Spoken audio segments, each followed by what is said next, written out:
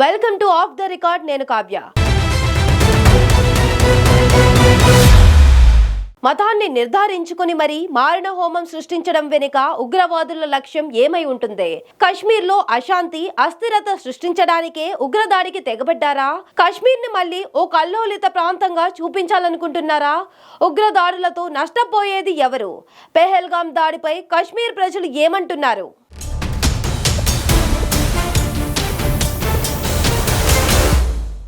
ఒక్క ఉగ్రదాడితో కశ్మీర్లో మళ్లీ కల్లోలం చెలరేగింది. ఉగ్రమూకలు అదును చూసి పహల్గాంలో దెబ్బ కొట్టాయి. ఈ మారణ హోమంతో వాళ్ళు సాధించిందేమిటనే చర్చ ఇప్పుడు మొదలైంది. ఈ ఉగ్రదాడి కశ్మీర్లో దీర్ఘకాలంగా కొనసాగుతున్న ఘర్షణలో భాగంగా రాజకీయ, మతపరమైన లక్ష్యాలను సాధించేందుకు ఉగ్రవాదులను, హిందువులను లక్ష్యంగా చేసుకున్నారనే విశ్లేషణలు వినిపిస్తున్నాయి. ముఖ్యంగా కశ్మీర్లో అస్థిరత సృష్టించేందుకే ఈ దాడి చేశారనే వాదనలు వినిపిస్తున్నాయి. కశ్మీర్లో శాంతి, టూరిజం, ఆర్థిక పురోగతిని దెబ్బతీసేందుకు వ్యూహాత్మక చర్యగా ఈ దాడి జరిగి ఉండొచ్చని చెప్తున్నారు. హిందూ టూరిస్టులను లక్ష్యంగా చేసుకోవడం ద్వారా ఉగ్రవాదులు భారత ప్రభుత్వంపై ఒత్తిడి పెంచి కశ్మీర్ ని మళ్లీ ఓ అస్థిరమైన ప్రాంతంగా చిత్రీకరించాలని భావిస్తున్నారు.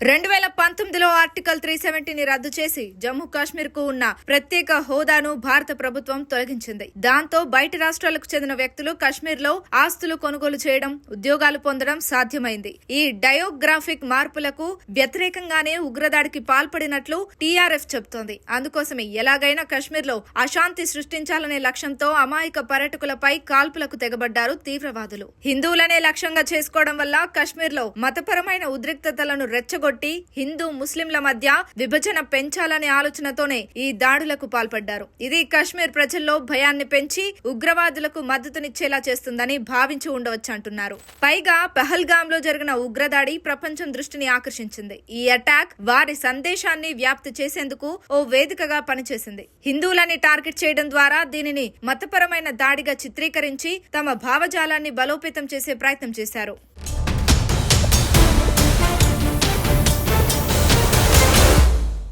పహల్గామ్ ఓ పాపులర్ టూరిస్ట్ డెస్టినేషన్. ఇది కశ్మీర్ కు ఆర్థికంగా కీలకమైన రంగం. హిందూ టూరిస్టులను లక్ష్యంగా చేసుకోవడం ద్వారా ఉగ్రవాదులు టూరిజం రంగాన్ని దెబ్బతీసి కశ్మీర్ ఆర్థిక వ్యవస్థను బలహీనపరచాలని లక్ష్యంగా పెట్టుకున్నారు.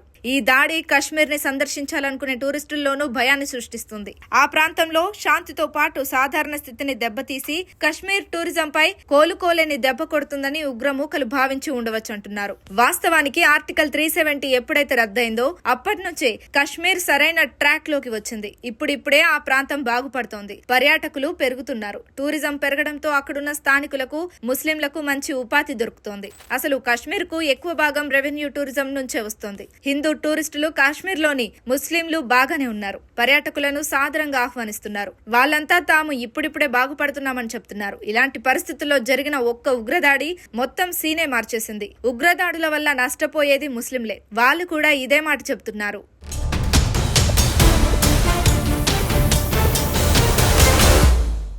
కశ్మీర్ ఎప్పటికీ ప్రశాంతంగా ఉండకూడదనేది ఉగ్రవాదుల ఆలోచన. కశ్మీర్ ప్రశాంతంగా ఉంటే ఉగ్రవాద సంస్థలు కళ్లల్లో నిప్పులు పోసుకుంటాయి. అందుకే ఇలాంటి ఉగ్రదాడులకు తెగబడుతుంటాయి. టెర్రరిస్టులకు కశ్మీర్ ఎప్పటికీ రగులుతూనే ఉండాలి. ఇక్కడ ప్రశాంతత నెలకొంటే కశ్మీర్ పూర్తిగా ఇండియా కంట్రోల్లోకి వెళ్లిపోతుందనే ఆలోచనతో ఉన్నాయి ఉగ్రవాద సంస్థలు.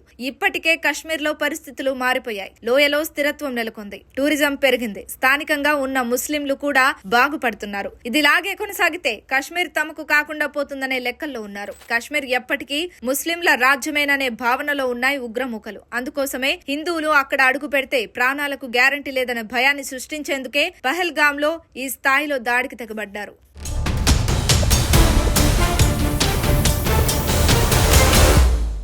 కానీ ఈ ఉగ్రదాడులు అక్కడి ముస్లింలకే నష్టం చేస్తున్నాయి. టూరిజం పడిపోతే వారి ఉపాధి దెబ్బతింటుంది. కశ్మీర్ ఆర్థిక వ్యవస్థ బలహీనమైపోతే స్థానికుల బతుకులు దుర్భరంగా మారతాయి. ఇది కశ్మీర్ లోని స్థానికులకు కూడా అర్థమైంది. ఈ ఉగ్రదాడులను వాళ్ళు కూడా వ్యతిరేకిస్తున్నారు. ఉగ్రవాదులకు మద్దతిచ్చే చర్యలు కూడా చాలా వరకు తగ్గించారు. పహల్గామ్ లో జరిగిన ఉగ్రదాడి కేవలం మతపరమైనదే కాదు, మత భావజాల వ్యాప్తి, రాజకీయ వ్యతిరేకత, ఆర్థిక వ్యవస్థను దెబ్బతీయడం లాంటి ఉద్దేశాలతో కూడుకున్నది.